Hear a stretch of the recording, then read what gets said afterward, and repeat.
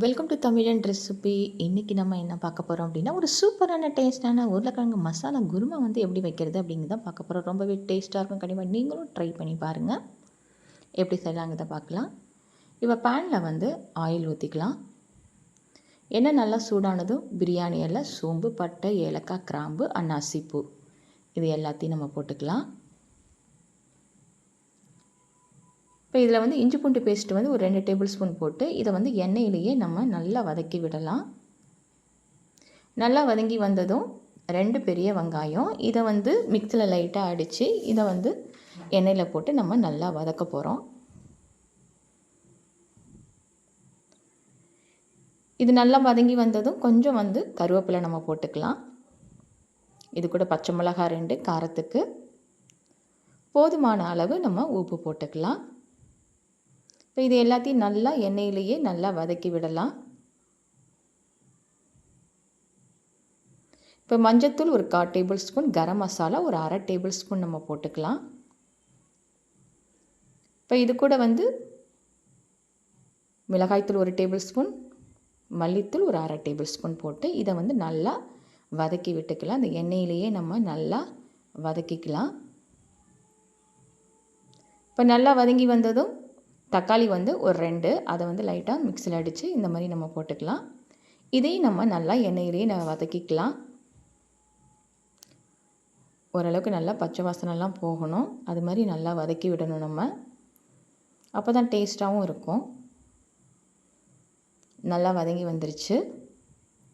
இப்போ உருளைக்கிழங்கும் பச்சை பட்டாணியும் குக்கரில் வேக வச்சு எடுத்தது.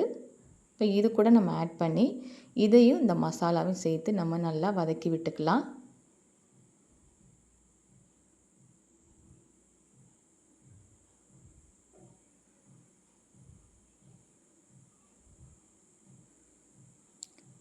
இது கூட வந்து 1 டம்ளர் இல்லைனா 2 டம்ளர் வந்து தண்ணி ஊற்றிக்கலாம்.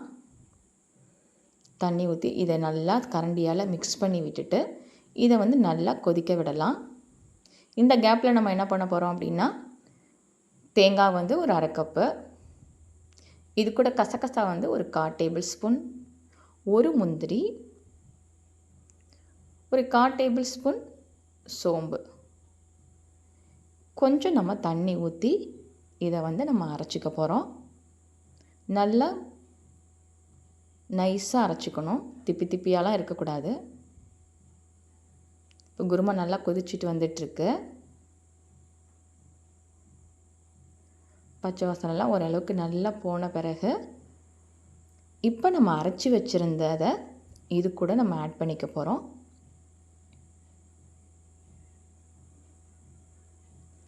இது கூட கொஞ்சம் தண்ணி ஊற்றி அதையும் நம்ம ஊற்றிக்கலாம்.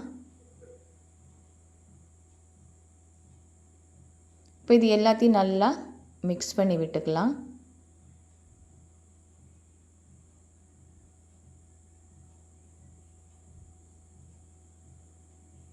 இப்போ ஒரு 4-5 கொதி வந்ததும் ரொம்பவும் கொதிக்க விடக்கூடாது.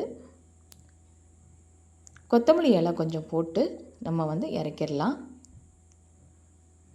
ரொம்பவும் கொதிக்க விடக்கூடாது. ஒரு 4-5 கொதி மட்டும் வந்ததும் இறக்கிட்டு இப்போ வந்து நம்ம சாப்பாட்டுக்கு எப்படி இருக்குது அப்படின்ட்டு நம்ம பார்க்கலாம். பார்க்கவே ரொம்ப சூப்பராக இருக்குது. கண்டிப்பாக நீங்களும் இந்த மாதிரி ட்ரை பண்ணி பாருங்கள். ட்ரை பண்ணி பார்த்துட்டு கமெண்டில் சொல்லுங்கள். சப்ஸ்கிரைப் பண்ணுங்கள், லைக் பண்ணுங்கள்.